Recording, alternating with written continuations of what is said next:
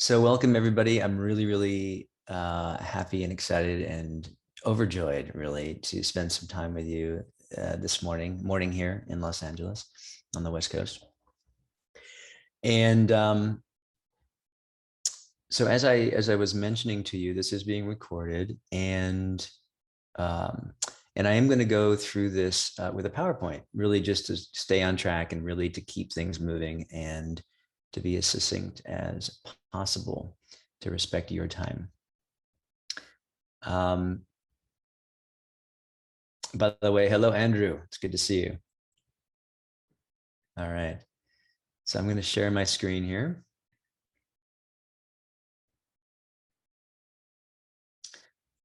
And again, I just want to welcome you all. This is a transformational workshop. And what I want to share with you is really a system that that I've used to clear the mental and emotional path to goals I want to set. And that includes those moments in time when you might seem a little lost or confused or not know what direction you want to go in. Right. And so this is all about clearing that path and creating a clear way to take inspired action. So this is what I plan on doing today. I'm going to share with you a little bit about my story. I mentioned it in the emails that I sent you. And I'm going to share that with you, and because I think it's pertinent to what we're talking about today. And sorry, as people come in, I'm going to be admitting them. So I will pause for that. So I'm going to share with you my story. I'm going to present to you a system that I use to coach myself and that you can use to coach yourself. I'm going to give you some exercises, maybe one or two exercises, so you can really have an experience. This will be an experiential workshop. And then towards the end, I'm going to share what I have in mind in regards to how we can work together and how I can support you in reaching your goals, if that's something you're interested in. Sound good? So we'll start here with my story. As I mentioned, going back prior to what I mentioned in the emails. I don't know about you guys, but I often felt growing up that I was a little bit different than many of my friends and family even. It wasn't something that I would have put my finger on back then, but I remember, very often not feeling like I didn't quite fit in, or like I wasn't fitting into some sort of societal mold, if you will. Again, that's me looking back on it, but I did get that sensation, that feeling. And so I always felt a little bit different. I was kind of a shy kid. But then at the same time, I had this sort of desire to be a little bit of an entertainer. I love to make people laugh. And I would put on little skits and shows now and again when I was younger. And then around age 11, the drums found me. And I say the drums found me because, I was, I used to pound on pots and pans when I was a kid and everything else. But it was really, it was a music program that came through our school that had us just, they tested us for, to see if we could, hear pitches, musical pitches, the difference in pitches, make sure we weren't tone deaf, essentially. And then they had us pick an instrument. And I sort of randomly picked drums. And it's been something that I've done ever since. It's been one of my creative outlets. And then psychology found me around the age of 22. And this was also, I say it found me because I was a music major, but I was drowning in, in just busyness. I was working. I was living in an apartment with a roommate. I was working. I was gigging with my band. So I was playing bands, and I had a full course load at a university. So I was going to drop out. Honestly, I was going to say, you know what, I just need to take a break. And a friend of mine said, "You're crazy. What are you doing? You're so close. Don't take a break. You've been going to school for, 4 years now." uh, why don't you just, figure out how many units you have and see what you can do to graduate? And so I flipped through the catalog and I found psychology. And for some reason, it jumped out at me and it sounded interesting. And I ended up jumping into the field, not into the field, but into the study of psychology. And it really did shape a lot of my life, I think, moving forward. But then, as I continued my studies and I tried to get through school and everything else, my shyness really started developing into anxiety, social anxiety, especially, that really started in the late teens. And the way I coped with it was alcohol and drug abuse. Now, I wouldn't have called it abuse back then, although it certainly was excessive. I just thought it was kind of the thing you did. I thought it was what you did socially. I thought it was, how you loosened up. It certainly helped me loosen up. And I was having a good time most of the time when I wasn't hungover. Unfortunately, the cure for my hungover most of the time was to start drinking again. And so that took its toll. But then after graduating with a psych degree, a BA in psychology, I really felt the call to get back into music. And so I moved down to Los Angeles, which is where I am now, and really dove into a music program, a 1-year music program. But I was still socially anxious. Thank goodness with the music, I could really sort of focus and that, and channel that creativity. But when it came to like networking and meeting other musicians, I had a difficult time because I still had that low self-esteem. And so what happened was after graduation, I went back to drinking. I had friends, but what we all had in common was we loved to party, right? I actually got kicked out of a band that I was in because I was always hungover at rehearsals, and I would drink at gigs, and so understandably they let me go. I also struggled with relationships. I struggled with finances. Obviously, I struggled with my career, and I remember it was my brother was actually going to school down in San Diego, and he drove up through LA and picked me up, and we were on our way up to the Sacramento area for Thanksgiving, for a holiday. And I remember sort of, bitching and moaning to my brother about my life, and he said, have you ever checked out Tony Robbins stuff? And so that began my sort of exploration into Tony Robbins and neurolinguistic programming and everything else. And as I started writing down goals and started doing all of this stuff, I decided to jump into a multi-level marketing program. It was a financial services company. And I had no clue, anything about it. It was about insurance and mutual funds and things like that. And I just had no clue what it meant to get into that arena, to help people to start a business like that. But I jumped in head first and I pushed myself hard.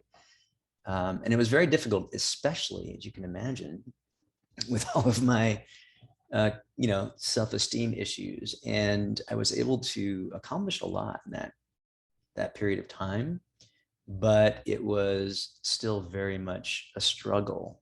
And I had a lot of disappointment, and I didn't understand what that disappointment and struggle was.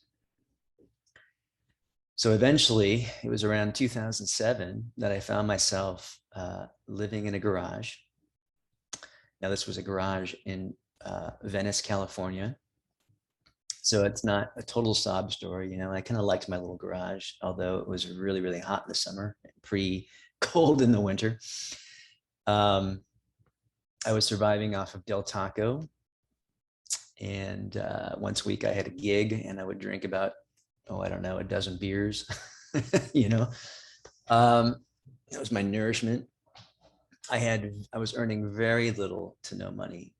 I was at least 40 grand in debt. This was credit card debt and personal loans. I had no lasting relationships. I don't think I held a relationship longer than 3 months. I was alienating my friends and not spending, in my opinion, enough time with my family.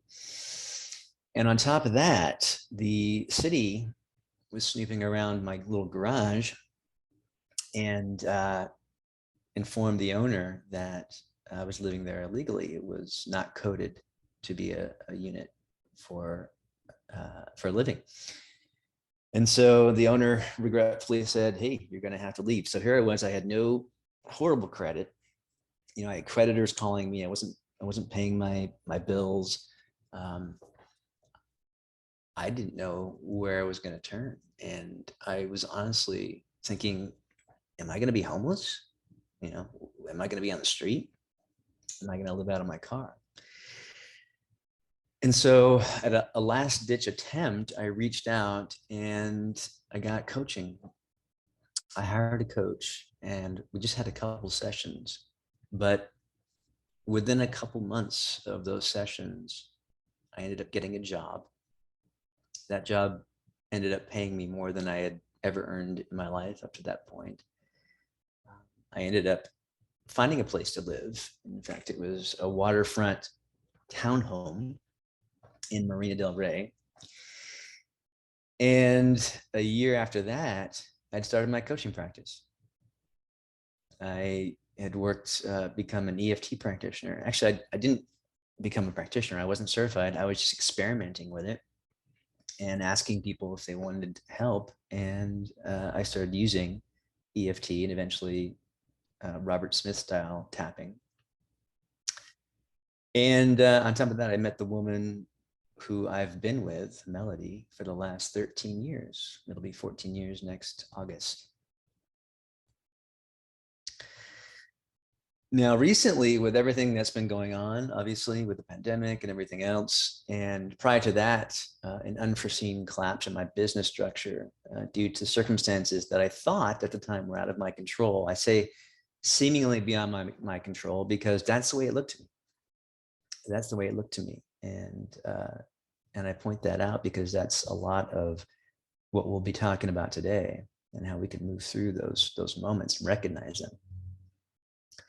So I found myself struggling, despite all I had grown and learned over the years and all I had accomplished. I felt myself despondent.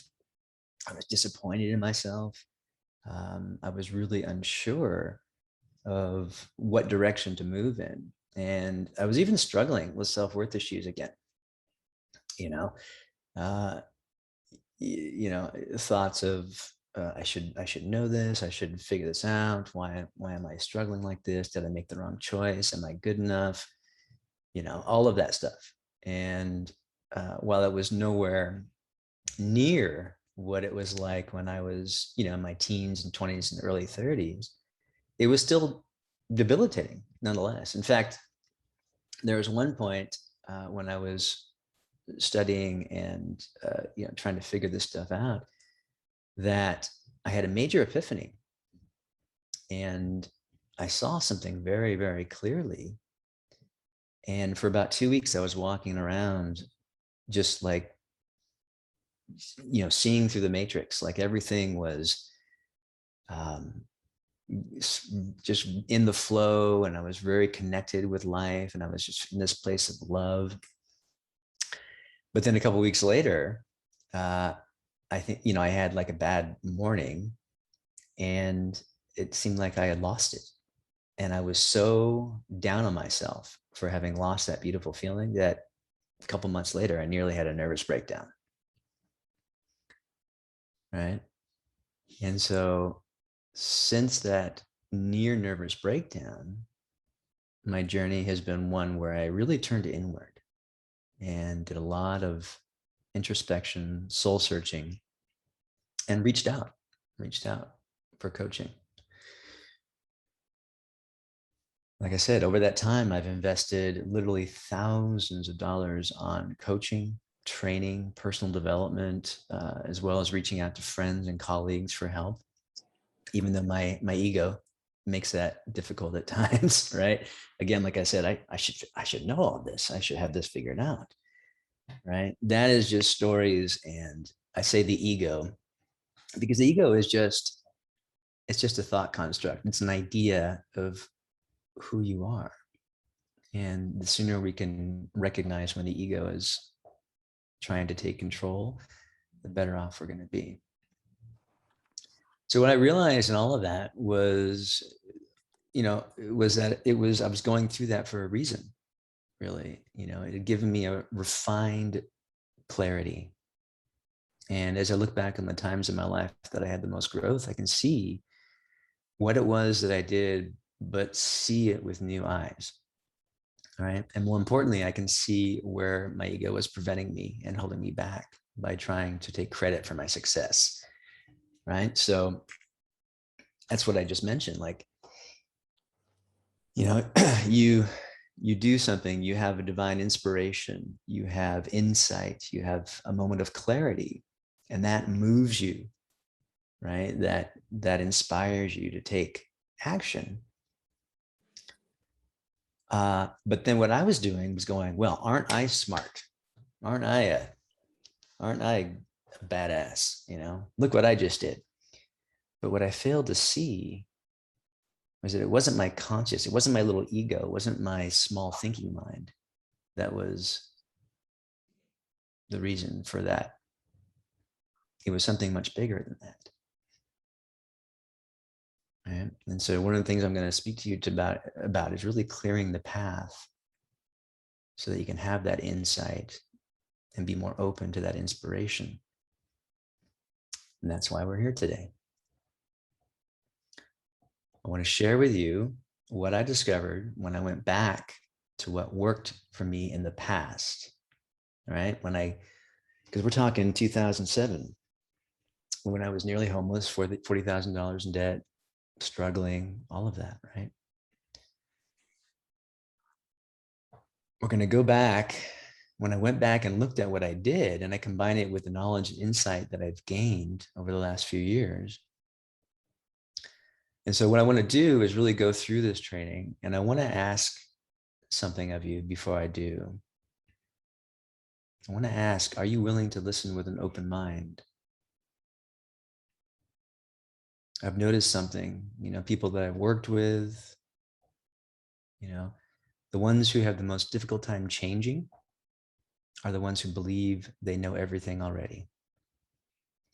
I can put my hand up there too, right? And of course, I know that you want change to be easy, don't you? Perhaps you've heard the saying, the mind is like a parachute. It only works when it's open. So I'd like to ask you to set aside what you intellectually know and really listen with an open mind. Listen for an insight. Listen for a feeling. That feeling when you have that aha moment, when you see through a paradigm that you once had. Listen for that. Sound good? I'm going to imagine you're all nodding yes. Great. So let's start with the basic formula that we all use to create. Okay. Now, for a lot of you, this is probably something not new, but again, keeping our minds open. Typically, if you want something, you imagine it, right? You think about it, you have a thought, and the more you think about it, the more emotion comes of it, right? So I want you to think about you are pure consciousness, right? And wherever you focus that consciousness, you get more of, right? And so every thought has a corresponding feeling that comes with it. Think of it as a coin, two sides of the same coin. And so when we focus our conscious attention on a thought, we're going to get that emotion, we're going to get that feeling. And of course, our actions are all based on what we're feeling in the moment. All right? No matter how logical we think some of our actions might be, we are emotional beings. Emotion drives our behavior, right? Simple. Make sense? Another way to look at this is you have a thought, there's a corresponding feeling with that thought. That feeling drives your action. that action creates results. And this is ongoing, right? This isn't something that's, we like to think of this as linear, but really it's more, it's an infinity loop, really, right? But we have this amazing capacity to really use our conscious attention and focus and aim it like a laser beam, right? I mean, it's magical when you think about it. So here's a kind of a silly example, but imagine, if I just imagine, okay, maybe you'd imagine, I'd like a cup of tea. You might have imagined that once before or twice before, a cup of tea or anything else, right? But let's just say a cup of tea. So you imagine it, right? That's the imagination part.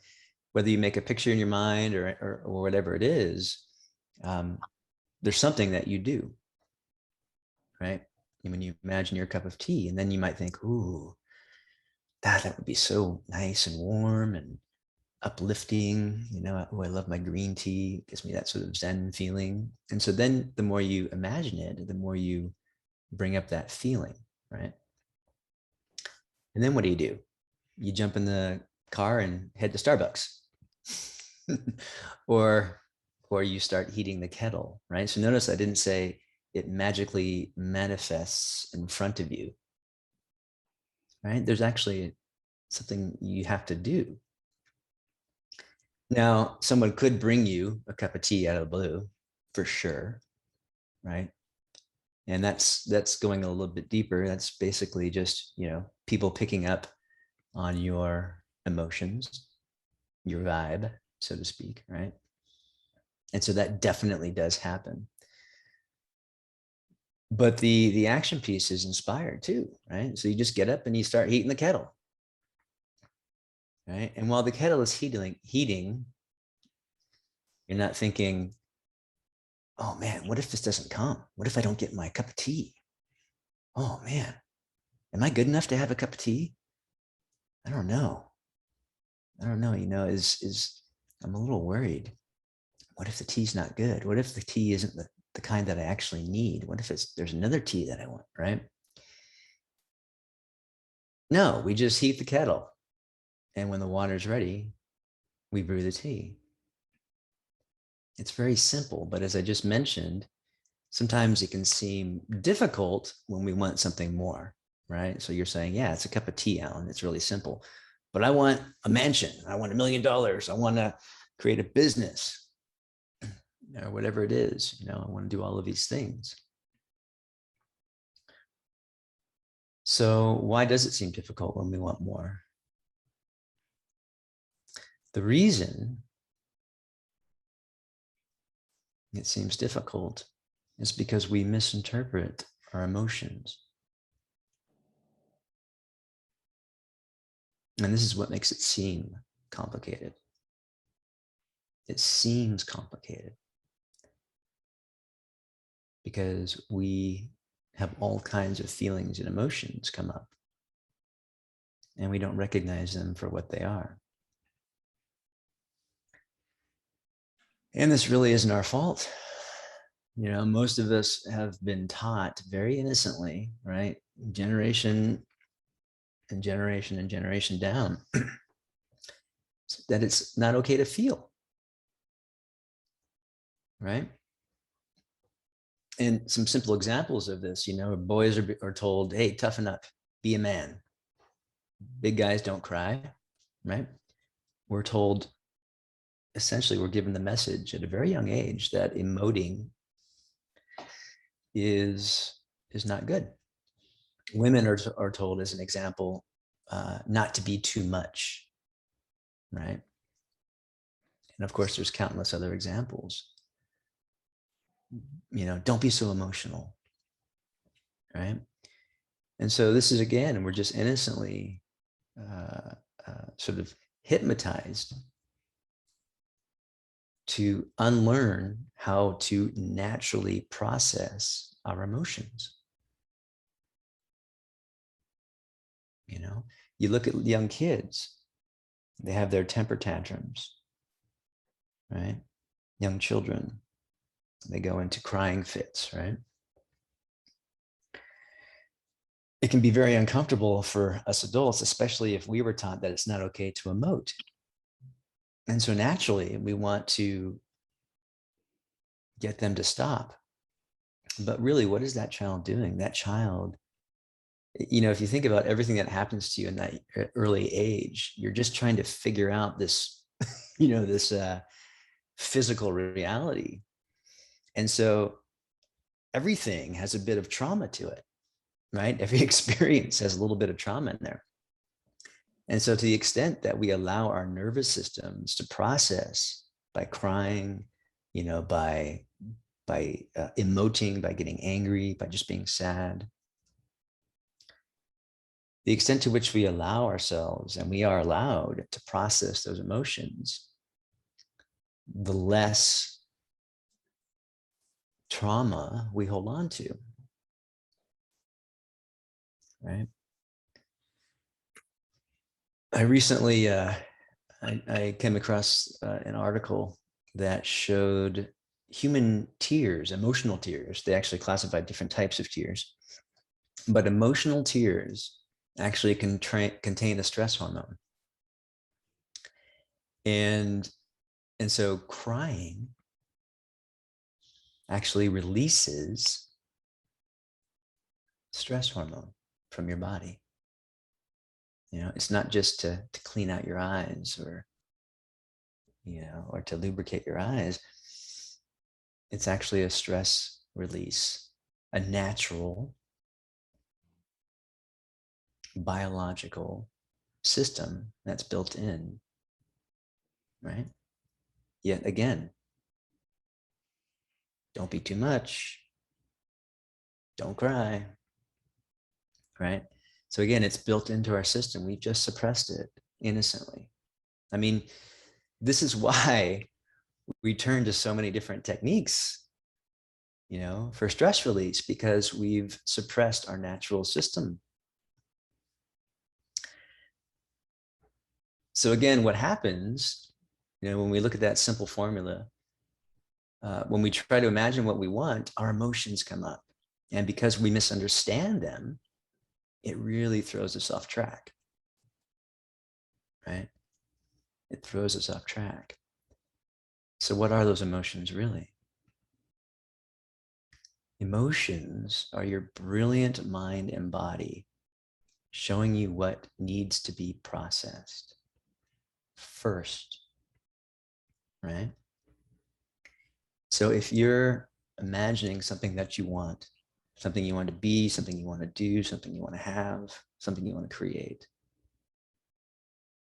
your mind and body are going to show you what you need to process in order to clear your path mentally and emotionally. Now, this was the whole idea behind the process that I stumbled into so many years ago when I went from being nearly homeless to where I am today. As I mentioned, I'm really grateful and blessed to live in a beach town. Uh, you know, I, I can surf whenever I want to, whenever the conditions are good. I have this office here, which is just a short 15-minute drive away, also near a beach town. I've been with Melody for going on 14 years, and I work from home when I'm not at my office. I just feel really, really lucky and really blessed, but I still, want more. I want to keep creating. I want to keep exploring. I want to keep growing.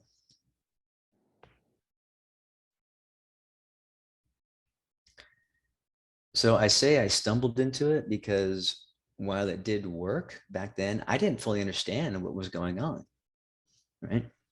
I mean, my perspective back then was, okay, my brain is going haywire. It's leading me in the wrong direction. So what I need to do is notice when my brain is, essentially broken, and then tap on it to fix it, and then move in a different direction, right? Look for a better feeling thought. But I thought there was something wrong with me. Well, there wasn't anything wrong with me. My body was working perfectly. It was showing me what I needed to heal, but I didn't realize that. But because I was doing the conscious work, the awareness work, and applying the tapping, it was working. So today, what I'm going to show you is the simple process that I use to really get my butt into action, right? Whatever the action might look like. So that action, is going to be context specific, right? So there's no formulaic action steps to take. It's going to be coming from your wisdom, from your inspiration. The power of this process is in understanding your emotions, not where they come from, right? So not the story, not the history, right? So we don't need to go, into the deep caverns of your mind here. We just need to understand why they're showing up.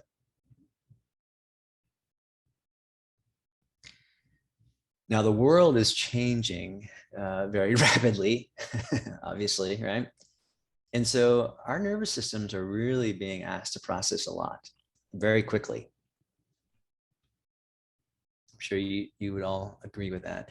So because of this, we innocently forgot how to process our emotions, right? Again, because we were really taught to unlearn that process.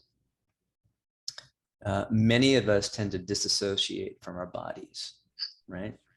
And so learning how to get back in touch with your nervous system, get back in touch with your body,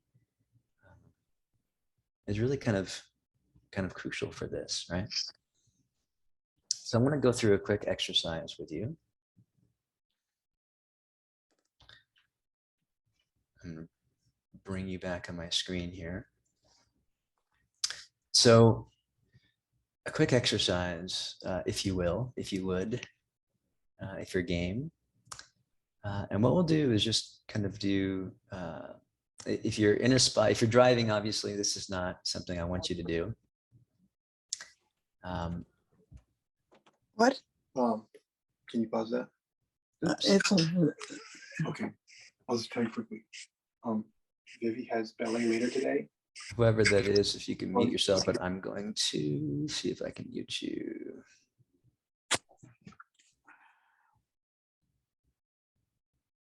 Okay. So let's do this. This is what I call a body attunement. All right. So if you can get yourself in a comfortable place. Good. And just take a deep breath. Blow it out. And then just close your eyes. If you'd like to keep your eyes open, you can. But I find that closing your eyes really helps to go inward. And as you're sitting there with your eyes closed or open, I just want you to put your conscious awareness, your attention on your breath. Just notice how you're breathing. You don't need to change it. You don't need to do anything, but just notice it.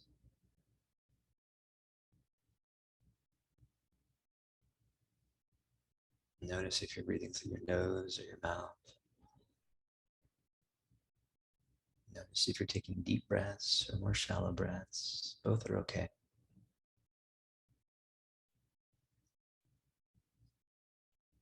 Good. Now just move your attention to the temperature in the room. Notice how it feels on your skin, on your body. Notice where you feel it.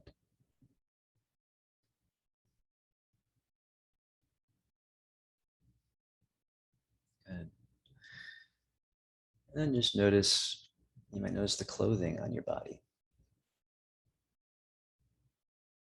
Notice how it lays on you.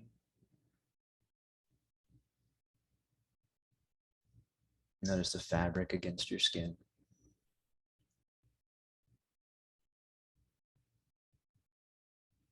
Good. And Just put all your attention now on whatever is supporting you. Might be your chair, your bed, couch. Just notice. Notice how it's supporting you. You can feel the pressure of your body as it's sitting or laying on that chair, bed, or couch. Good. Good. And now just gently move your awareness to your hands. Notice your hands. Notice where they're sitting.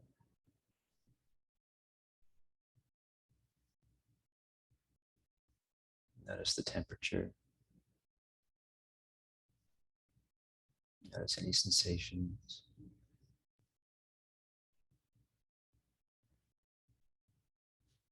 Good.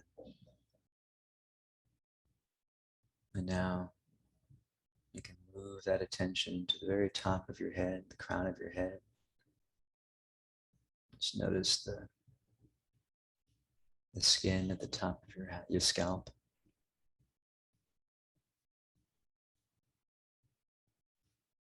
Notice any sensations. And then just gently move down from your scalp, around your ears and your face, around your eye, your jaw, down your neck, and your shoulders, your chest and your arms, down your torso, your hips, down your legs, your knees, your calves. And just put all your attention now on your feet. Just notice your feet. Notice any sensations.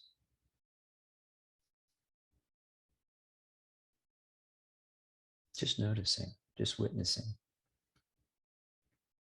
just being present.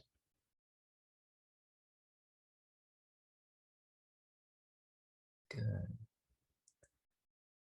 And bring that awareness now back to your solar plexus.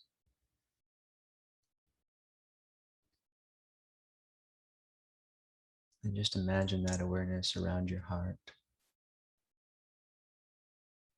And just imagine it expanding now around your heart, encompassing your whole body.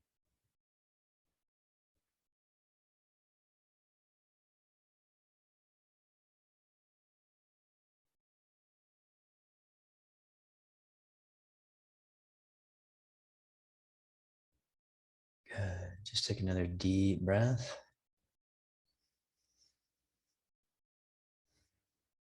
Begin to wiggle your toes. You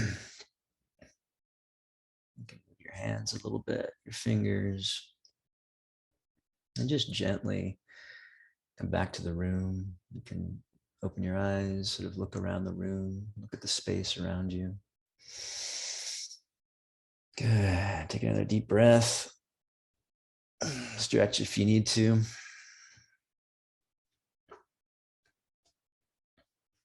Excellent. Good.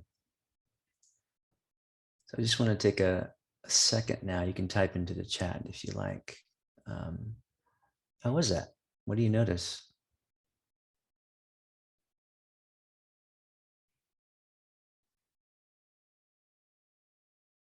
No right or wrong answer, of course. Or you can unmute yourself if you like. Mary Kay says, I feel very relaxed. Yeah, good. Yeah. You know, so often when we're just sort of running around in our day-to-day routine, it's very easy to get sort of caught up in the mental and emotional show, the circus, if you will. And it's natural, but we think everything we need to do is up in that space. But really, moving our awareness back into the body can be really, really, it can be a catalyst, really, to slowing down, to actually speeding up, right?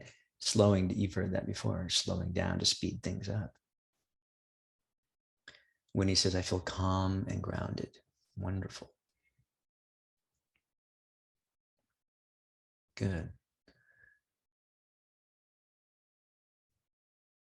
Good. Anybody else? Excellent. All right, I'm going to share my screen again.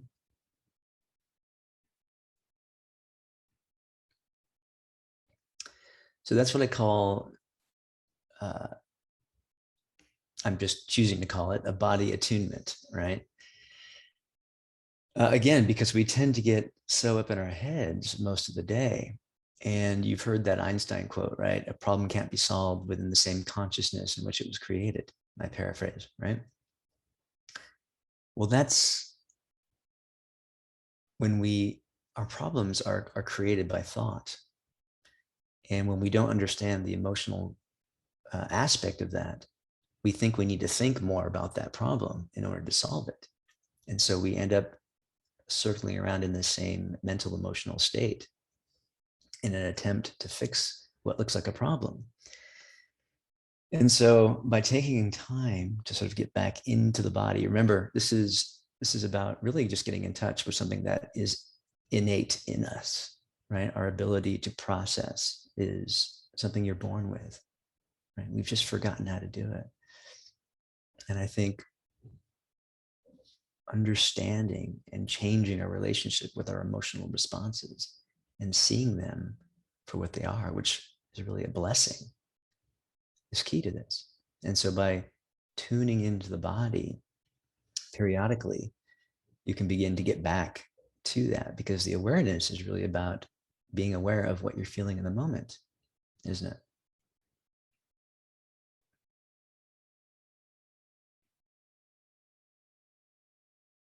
Whoa, what happened?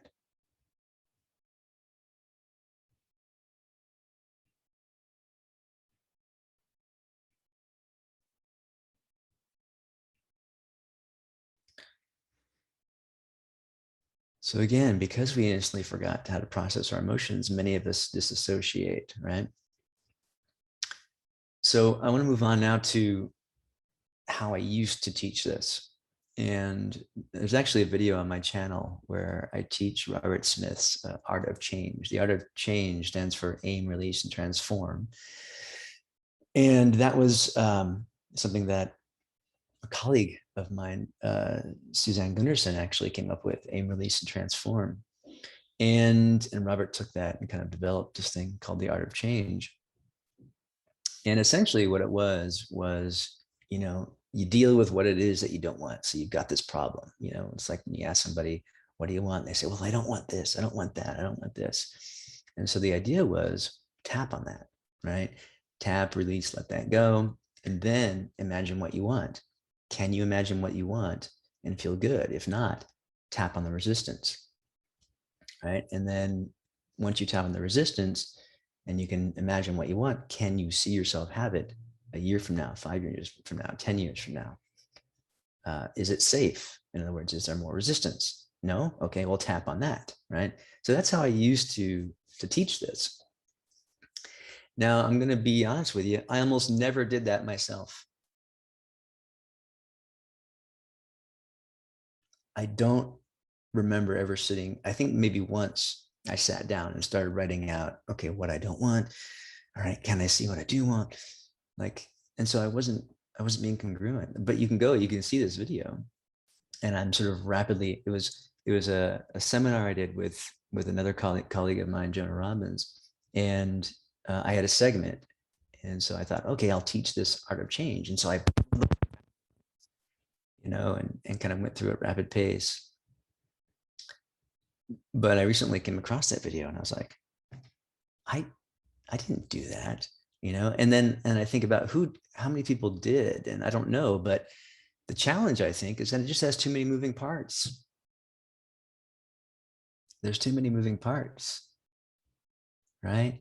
It's like, okay, I got to sit down. What do I want? Okay, do this, and I got to do this, and I got to do that. And I mean, if we don't understand our emotions, we're going to get derailed left and right, right? We're going to have those uncomfortable feelings, and we're going to think, what's the use? Right? And so I want to do another exercise with you. And this is something that somebody else did this exercise with me, and I kind of liked it. And they called it straight line manifestation. So what I'd like you to do again is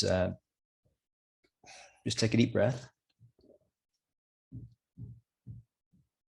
And you can close your eyes if you like. And what I'd like you to do is just think of something that you would like to have, right? So maybe it's a career, maybe it's a new vehicle, maybe it's a sum of money, maybe it's an experience, maybe it's a relationship. So just notice it as you think about it, as you imagine it, and just notice where it is, right? I imagine it being in front of you, just to notice how close it is to you. And then I just want you to shoot a straight line arrow from you to that picture, to that thing that you want.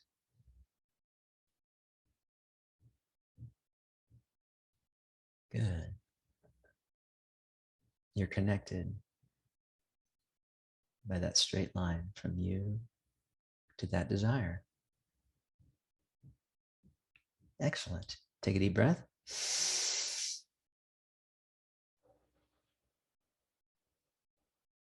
Good. And open your eyes. So I'm curious, very quick, what did you notice there?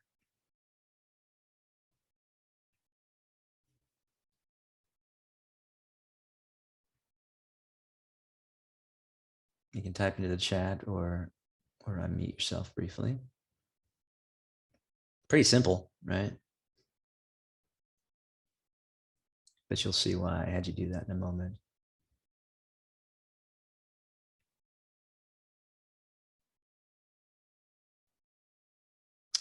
When he said, I noticed an immediate connection with it. Oh yeah, I like that, right?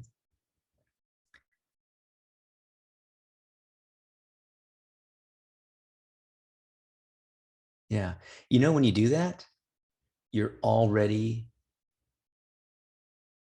creating it, right? You're already on your way to having it in your life. Laurel says, I'm aware of a sense of overwhelm around it. Yeah. Yeah. Good. Because that's exactly what we're going to be talking about. That's exactly what this process is, because that can happen too, right? So the point of this exercise is really to see how you can just create that connection. You can create that straight line to it. And what we're going to be talking about is what happens, when you seem to get derailed from that, right? Love it, Laurel. Thank you. Anybody else have anything? Mary Kay say, it seemed very far away, but of course, an arrow can fly pretty far. Yeah. Yeah. And the other thing we'll talk about before we go is time. And obviously that space represents that time, most likely, right, in your mind. And so that's another sneaky thing, like Laurel's overwhelm. That's another sneaky thing that can surface, like, oh, it's never going to happen. It's going to take too long. I'm never going to have it. That kind of thing. Excellent.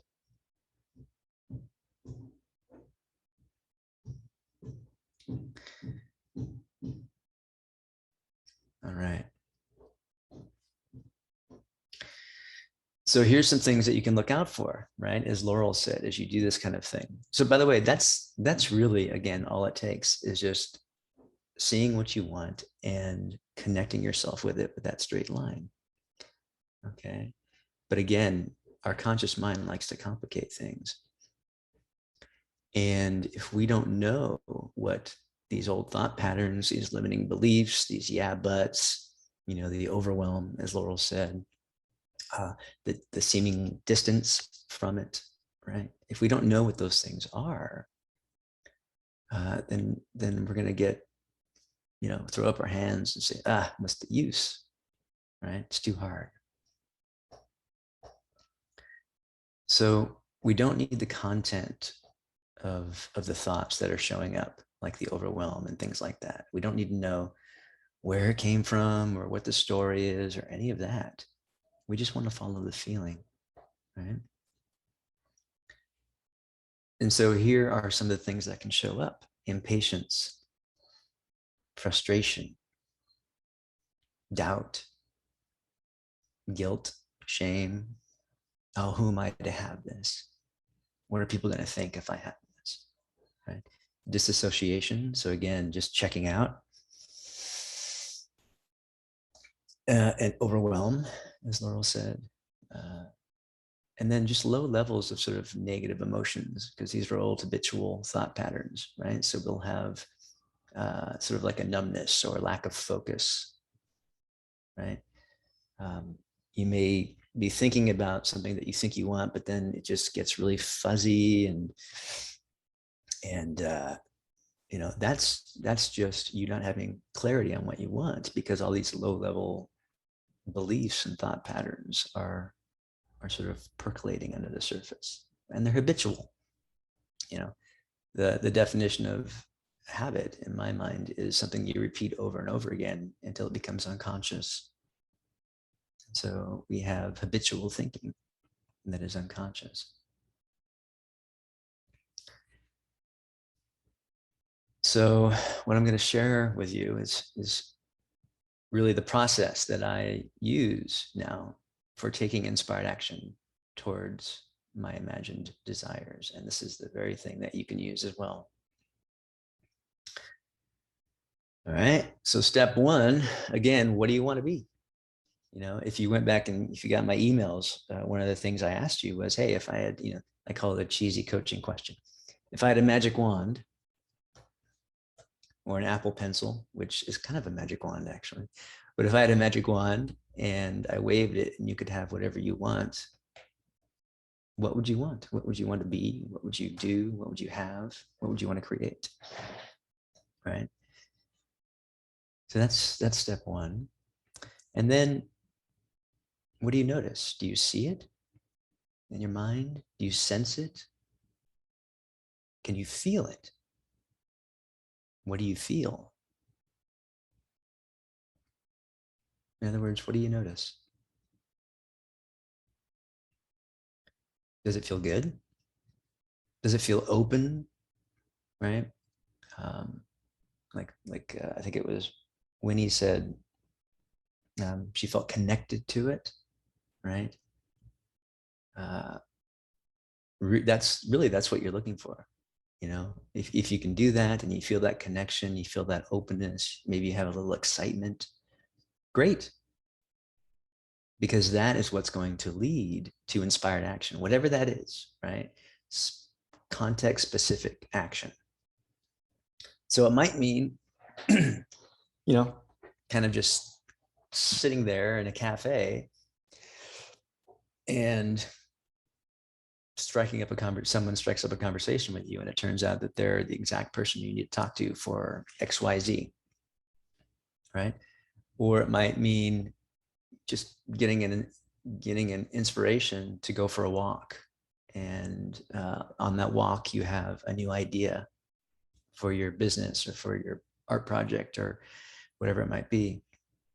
It might mean that you get inspired to reach out to somebody, right? So the action is context specific to your desire, and it could look in any way, shape, or form. So we don't want to be judgmental of the action, but we want to follow that inspiration, right? Now, if there's a feeling of uncomfortableness in any way, whether it's fuzziness or that overwhelm or uh, self-doubt or anything like that, pause, stop right there.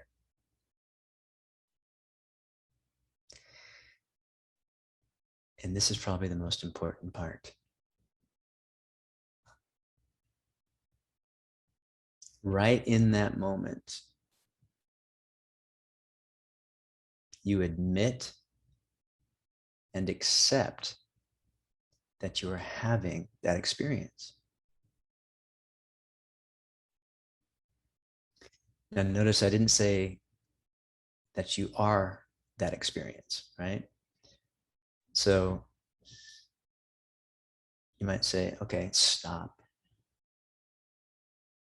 I admit and I accept that I'm experiencing frustration. I'm not saying I admit and accept that I'm frustrated, because that's simply not true. You are experiencing frustration. You are not the frustrated thought. You are not the feeling of frustration. You are the one experiencing it. You are pure consciousness. You're the one experiencing your nervous system. You're the one experiencing your brain.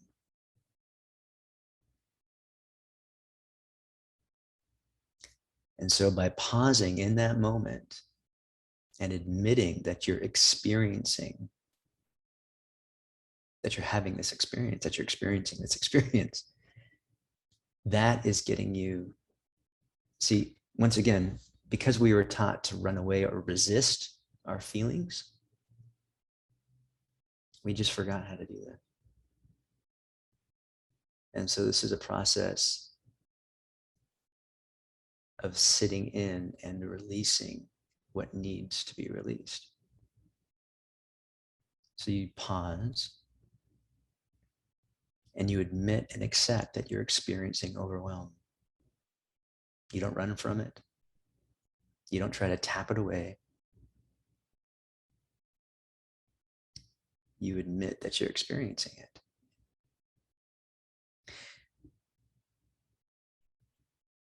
And then, only after you admit and accept, then you're allowed to apply a grounding technique. And this could be anything, right? It could be Ho'oponopono, right? If you're familiar. It's still one of my favorites after 15 years, right?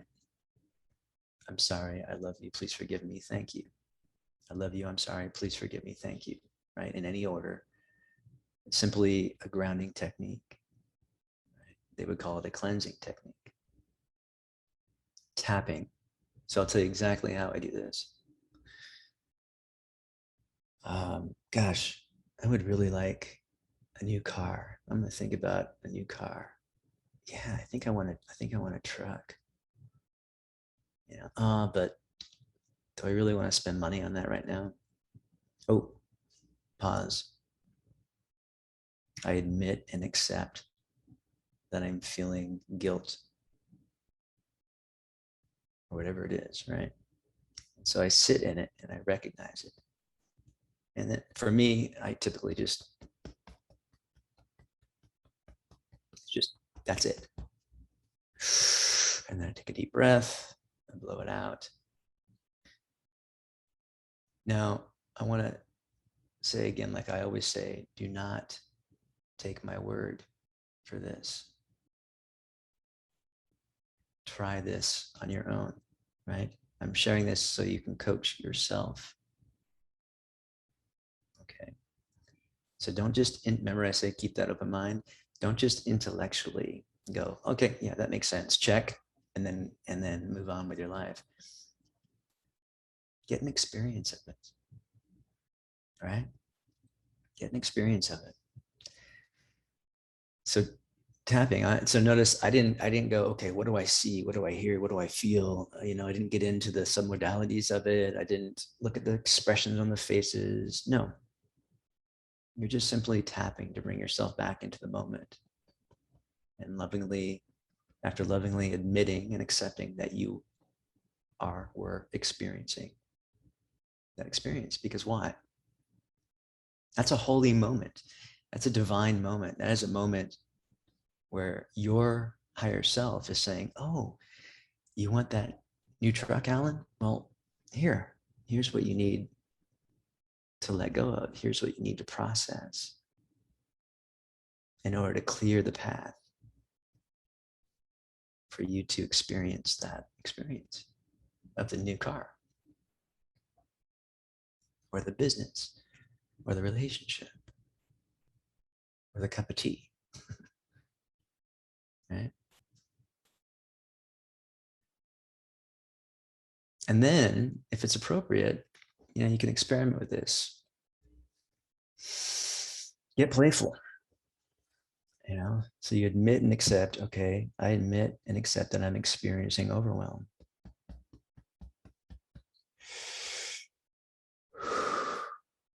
Good. Check back in with yourself.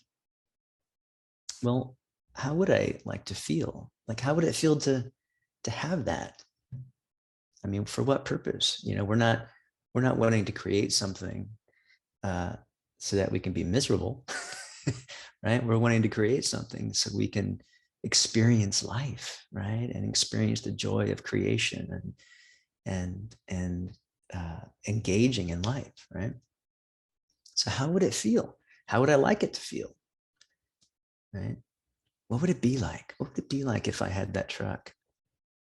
Right? What would it be like to drive in? So this again re-engages the imagination, right? In that straight line process. And then of course, if you can do that and feel good and feel open, you're done. But if anything else comes to the surface, well, you just rinse and repeat, wash, rinse, and repeat, right? But I encourage you not to get too wrapped up into this. Like you don't want to sit down for hours on end, and do this. Do it in spurts. Write down your goals somewhere, write down what you want, and periodically return to it. And just apply this. Think of it as like a meditation, a gift to yourself, right? And then what do you do in the meantime? Right? It's like, okay, you do this, you feel good about it, then what? Well, obviously, you follow inspired action, and you're not going to know what that looks like until it shows up, right? But another thing you can do is throughout your day is do what I call calibration. And this is really just a simple way to build that awareness muscle. Okay, you can think of it as a muscle. And you can think of, again, this is something that this is the way somebody else put it to me once, but I liked it. Above the line or below the line. Now, again, it's not to say one is bad or good, but just as a reference point, what would be above the line? Well, that openness, that inspiration, that excitement, right? Anything below that line would be, the sort of, it could be anything. It could be that confusion. It can be that self-doubt, sort of, oh, I don't know, despondency, right? And so you're building that muscle of awareness of where you're at in any given moment. And then, of course, well, when you do find yourself in those below the line thoughts, just notice it. Just notice it and recall that it's not a bad thing. In fact, it's a divine gift. It's an invitation to release that old belief system, idea, egoic thing, whatever it is. It's an invitation to release that. Your higher self is giving you that gift so that you can clear that path. right? And so follow, as you do this, just follow the action, follow the inspiration. Now, again, if you're kind of sitting there going, yeah, sounds good, but that is your divine wisdom showing you what you need to heal. Do you see? And so you can begin to uncover these layers. And you need to experience this for yourself. It's the only way it's going to happen.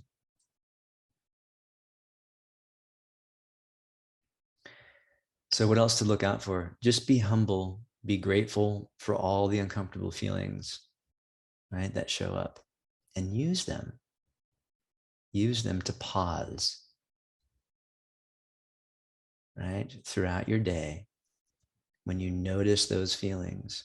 And you can practice the attunement exercise as well, from time to time. Literally just taking a few minutes, right, 3 minutes, 5 minutes, to just sort of close your eyes and just mentally scan your body from head to toe. That's it, right? Just to kind of reconnect yourself with your body. Now, throughout your day, obviously, you're not going to be sitting in meditation, visualizing what you want 24/7. So as you go out throughout your day and you're taking action, just living your life, when those uncomfortable feelings do come up, just take that as a gift and pause and admit and accept, right? Because what have we done in the past? Oh, it's uncomfortable. Oh, I need a drink. I need to pour myself a scotch. I need to go. Maybe I need to go exercise or something, or I need to get rid of it, right? We avoid, we run away from. And so this whole process is about changing that relationship with those emotions. Admit that you are having that experience, right? You aren't overwhelmed. You aren't frustrated. You aren't depressed. You are experiencing those feelings. Admit it and accept it in that moment. Then use something like tapping, use something like Ho'oponopono, use something like sending light to the inner child, right? Whatever you want to do. And I tell you, this will change the course of your life. It will change the course of your life. We've been derailing ourselves left and right, yet life still carries us through. Life wants us to create. Life wants us to learn more. Life wants us to expand our awareness. And so imagine what's going to happen if you begin to heal everything that comes up and you create these clear paths for yourself.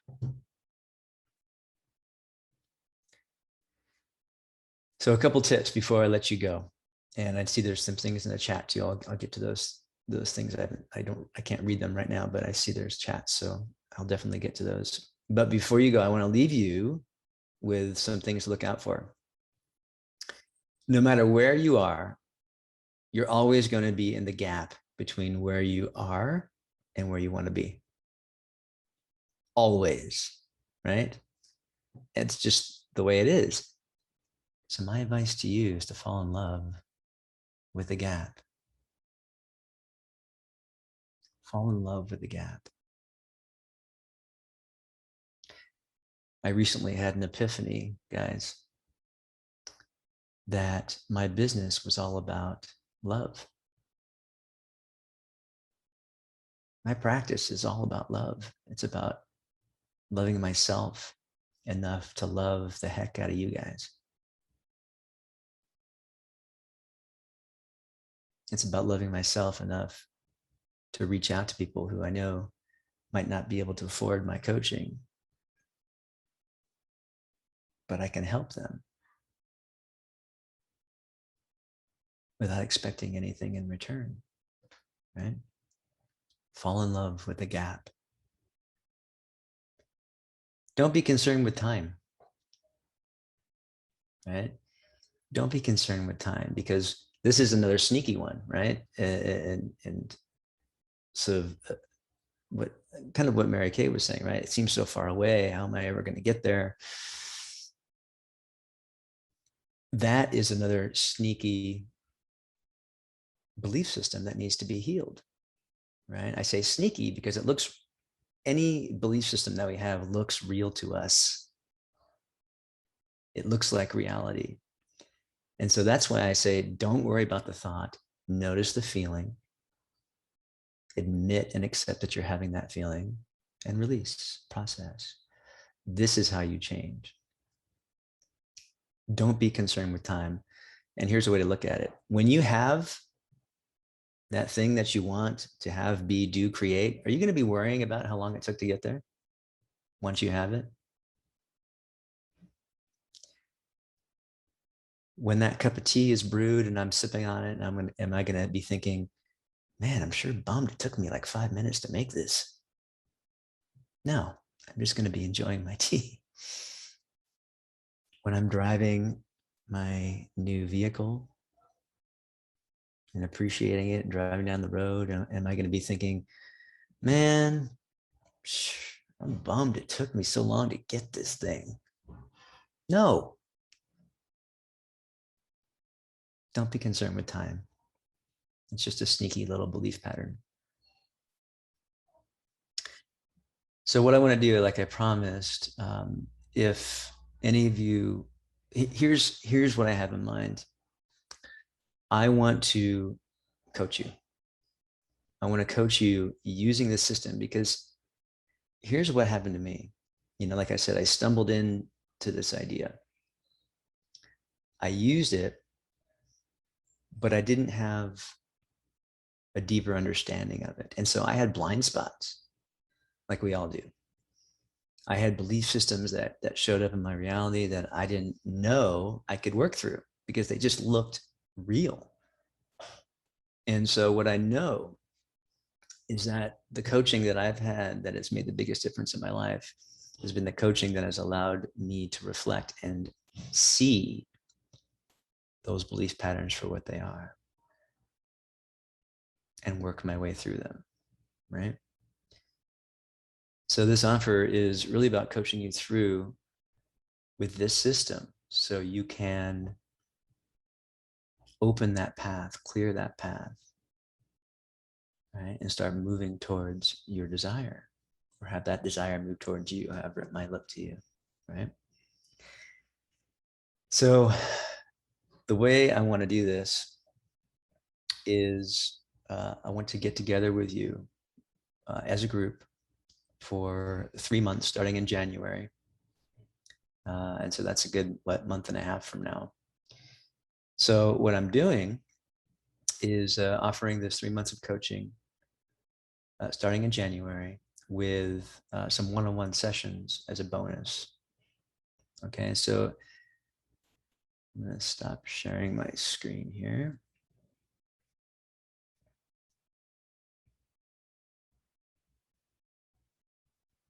Oops, there we go.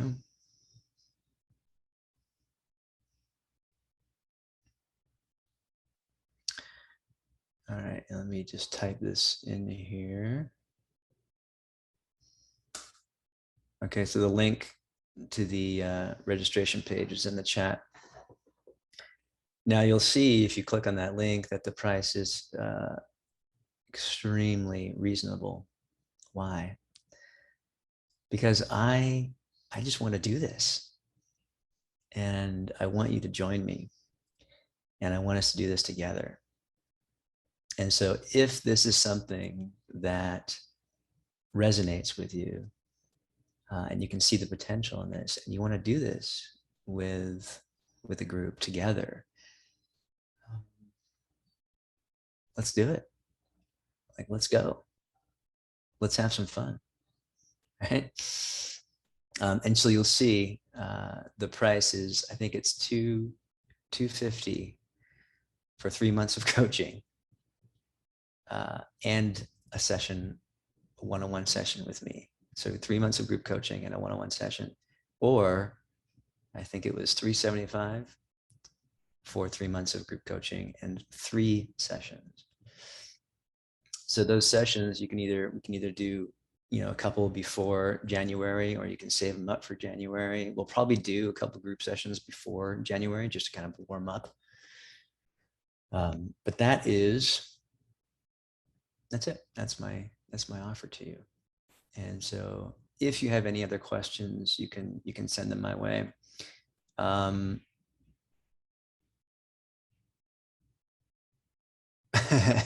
Andrew says, I just realized my chats have only been going too hard.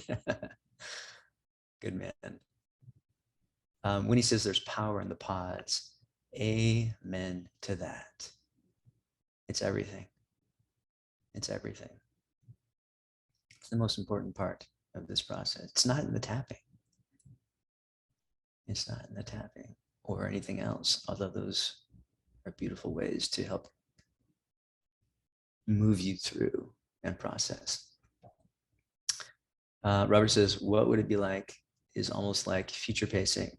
Yeah, well, that's exactly what it is, right? But again, we want to get out of, in my mind, I want to get out of the intellectual, and I want to get back into really embodying this stuff. So, if I'm thinking about something and I'm shooting that straight line arrow, what am I noticing in my body? What's coming up? That's the key. What are your thoughts on spending money for coaching certifications? Is it worthwhile? Well, it depends on the certification, depends on what you're doing, depends on what your goals are, depends on what you want to create. If it feels inspired, go for it. I have certainly, listen, I've spent so much money on coaching and certifications and everything else. Some I really, really enjoyed. Some I got so much out of. Some I could have taken or left, right? But I learned something from all of it. That's, I guess, the short answer. That's something we could talk more about, though, Robert. Andrew says, Robert, it's like servicing your car. The car won't run efficiently if you don't. Yeah, that's a great metaphor. Perfect metaphor. We forget, again, we just forgot how we operate as human beings. There's such a beautiful spiritual component to this, and it's built into the biology. We have release valves, but we were taught, again, we unlearned it, right? All right, I have one more thing to share before I let you go. I hope you all enjoyed this. If you did, just let me know in the chat.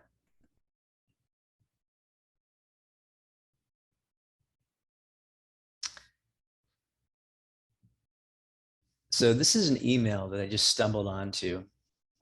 It was actually, so I have this Gmail account that I use when I sign up for freebies and stuff like that, or any kind of marketing stuff. So I don't check it all the time.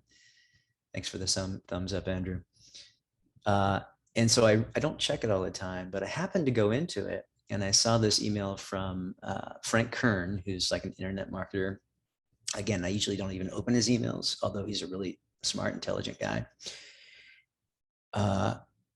But I happened to open up this one, and he was actually sharing an email that he got from Neil Strauss. Neil Strauss is an author, kind of a famous author. He's done some really interesting work. And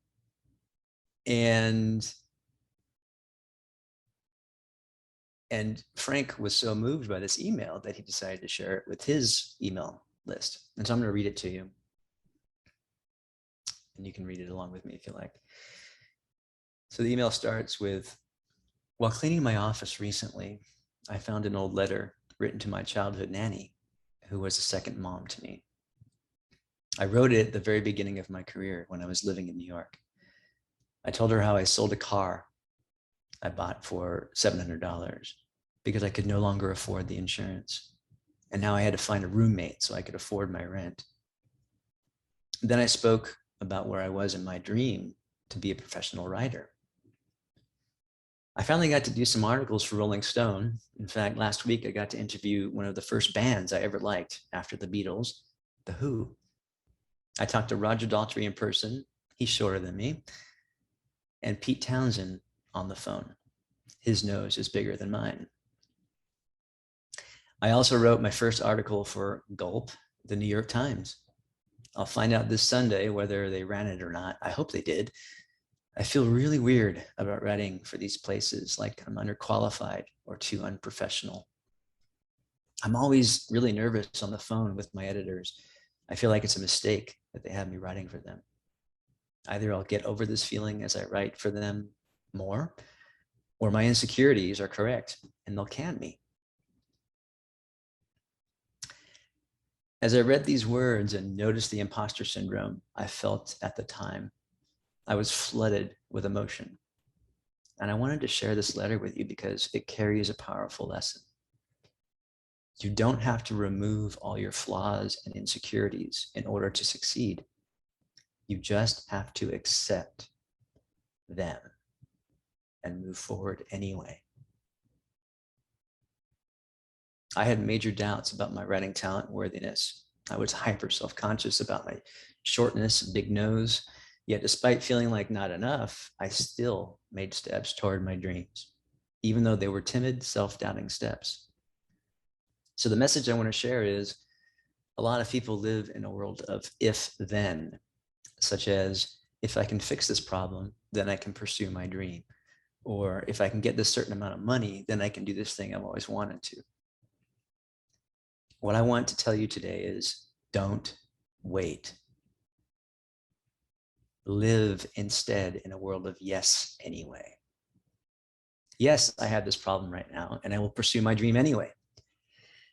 Yes, I only have this much money, but I'm going to find a way to do this thing I've always wanted to do anyway. Of course, we can simultaneously work on our inner issues and our financial issues as we move forward in life. But there are so many people who exist in a constant state of if-then. And as soon as they deal with one if, another if presents itself. And consequently, they never get to pursue their passion, their dream, their life wish list. So if there's somewhere in your life where you're doubting yourself, I hope today's story helps you remember that's totally normal, even to be expected. And you may never feel 100% ready or certain. Whatever the next step is for you right now, you're probably far more ready for it than you realize. And in many years after moving forward with your dreams anyway, I hope you'll look back on where you are today and have the same feeling of awe and gratitude for how far you've come.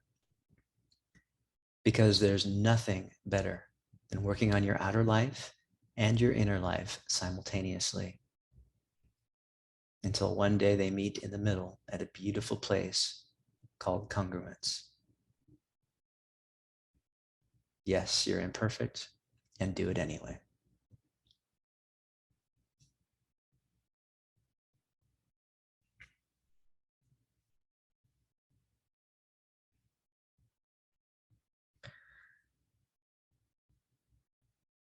Thank you for joining me. I really appreciate spending this time with you.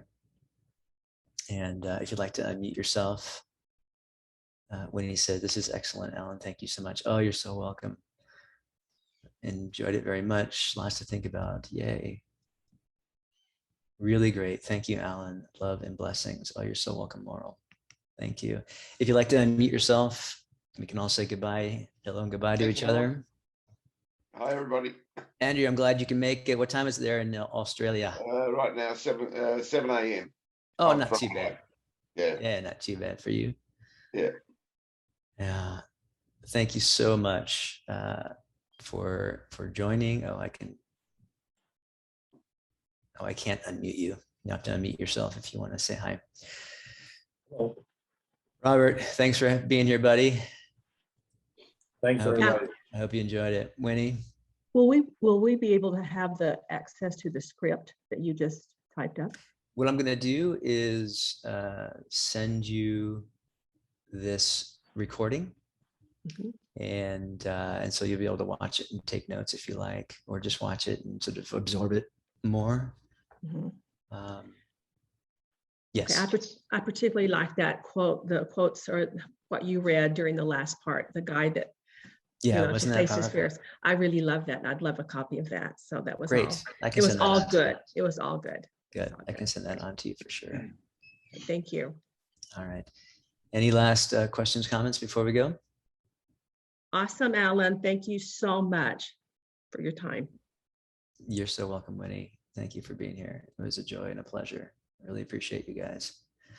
All right. Go live your life, and I hope to be speaking with you soon. All right. Bye, Helen. Thank you again. Bye, everybody. Bye all. Take care. See you all. Bye.